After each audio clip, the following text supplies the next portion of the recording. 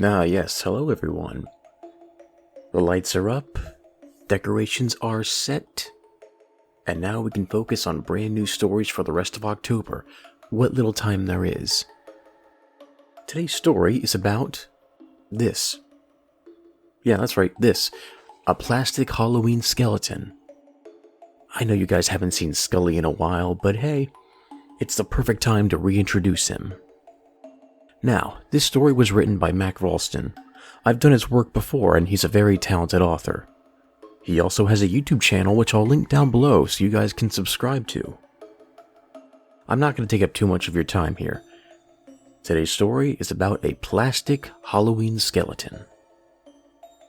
You see that? Doing a Halloween story in October.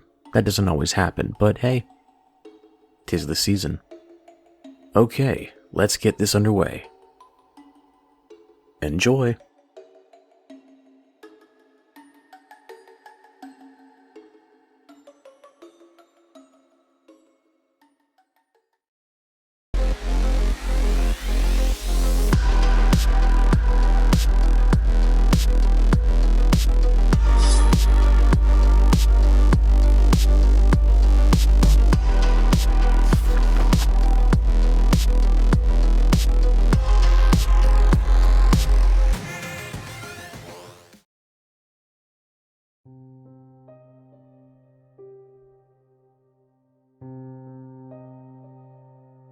It was just a plastic Halloween skeleton dangling from our large oak tree in the front yard.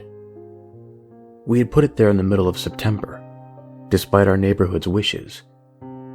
They didn't quite understand our enthusiasm for the holiday, and those same hypocritical folk were putting up plastic Santas on their lawn come November 1st. Back to the skeleton. It was a cheapo, run-of-the-mill Halloween decoration. You've probably seen your fair share at dollar stores, Halloween pop-ups, and big box retailers. Now that I've had time to think about it, I'm pretty sure it even glowed in the dark, which meant that it just barely glowed at all. As a kid, however, it was always the coolest thing to me. It's truly amazing how the mundane bewilders children. One of the reasons I cherished that skeleton so much was because of all the memories I had of that thing. Every Halloween, Mom and Dad would take me around the block as they ushered me to the front doors of complete strangers, now people I know by name, as I pleaded for a Reese's or a Kit Kat. Halloween is such a strange time of year, but I remember those chilly autumn nights almost more than Christmas morning. As we'd walk home from the house at the end of the cul-de-sac, Dad would tease me about this spooky skeleton swaying in the breeze down the road. Mom would turn off her flashlight, and ever so faintly, I could make out the glow of the swaying ghoul. I would always scream, and my parents would laugh. Dad would bend down and pick me up by the sides of my dinosaur costume and point down the road at the cheap prop. It's okay to be afraid, bud, but never let it rule your life. I would confidently nod, and Dad would hug me and set me down. I'd rush off toward the house and sit beneath the wind-dancing skeleton in the grassy yard, sorting through all the good candy for me and the rest for my dad. He never minded, as he especially loved the coconut chocolates, the stuff I always loathed as a child. I'd get bitten up by ants after a few minutes, but I suppose the excitement of eating candy just kept me planted on the lawn. Dad didn't mind, but Mom did. That is, if I ate too much candy before bedtime. Before I drift off into dreamland, Dad would always promise a scary story before he tucked me in. Usually it was one of his own, typically something about his time in the war, maybe emphasized by ghosts or zombies. But one Halloween, the most memorable of all, he read me a passage from the Bible. It was a Bible he had tucked away inside my dresser drawer, an heirloom from my great-grandfather, when he too was in the service. The passage he read was from Ezekiel, the story of the valley of dry bones, and how God would breathe into them and raise the corpses from the dead. As he said this, my dad would raise the pitch of his voice and point forebodingly to the skeleton hanging from the tree. "You know," he would say, growing more serious in his tone, "one day I'm not going to be here for you, bud. One day you're going to have to face your fears on your own. But don't worry, I'll always be there with you. I'll see you in the morning." I would smile and nod. I didn't entirely understand the concept of death. I thought skeletons were nothing more than spooky Halloween-themed monsters. The truth of the matter was that skeletons, as Halloween-y as they were hiding inside of us all, just waiting for death to set them free. Eventually, I'd learn. Dad was called back on tour, and after only a few months of being away, Mom got the call. It was difficult for her, I'm sure, not only on her, but on mine, trying to explain to a 7-year-old that Dad wasn't coming back. Ever. That must have been rough on Mom. "Maybe for Christmas?" I said, hopefully. "So we can see Santa together." My mom would shake her head, with a tear in her eye. "No, baby. Not ever. It's just you and me now. Okay?" "Okay, Mommy."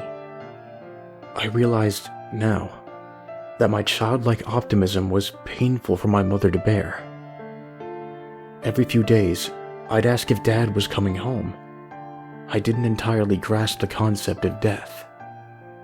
When they had the funeral service for Dad, they chose to have a closed casket, as Mom and Nana didn't want me to see Dad. Not like that. "Will he come out of there?" I'd say, pointing to the casket. "No, sweetie," Nana said. "Your daddy's gotta rest, okay?" I'd nod, still without a clue. I suppose ignorance is bliss. Children always have it easy, even when they don't. Halloween would come and go. It was never the same without Dad and his stories. Mom would take me around the block and hang the decorations. The same, now faded skeleton, jangling from the oak tree. It wasn't scary anymore. And as the years went by, it reminded me more and more of Dad. Eventually, I had lost interest in trick-or-treating, opting to stay inside and watch scary movies, which, for a 10-year-old, were about as intense as Casper. I wouldn't even bother going outside for candy, as my mom would buy a baggie from the grocery store and fill a small pail on the front porch. And every now and again, I'd sneak a treat for myself. Before going into a candy-induced coma, I managed to make my way to my bedroom, hobbling over to my window to close the blinds. I noticed something hanging from the oak tree, silhouetted by an orange hue from the neighbor's lights. It was the skeleton, but it had grown longer, taller, and was now a far darker color. I tiptoed down the hallway, past my sleeping mother's room, and flipped on the front patio light. And that's when I saw it. The skeleton was wrapped in muscle. Tissue and tendons surrounded the plastic bones. And, for a brief moment, I could see skin slowly sliding up the corpse. I hid behind the front door for a moment, catching my breath, and on the verge of waking up my sleeping mother with a shriek. I peered around the wooden facade and saw the skeleton, now anything but plastic, hop down from the rope it was bound by. The corpse, now nearly a full-size person, yanked one of the sheet ghosts from the tree, tying the white fabric across its naked body. I flicked the light off, ducking down while still watching the figure in my front yard. It must have noticed, because it turned its head to face me. And that's when I saw it. It was Dad. He smiled at me through the glass and waved. I stood up, pressing my face to the cold glass. As I did, something flashed behind my dad's body at the end of the street, causing him to turn and look toward it. It was a bright, glowing light, brighter than anything I'd ever seen. He turned back to me and smiled, mouthing something as he did.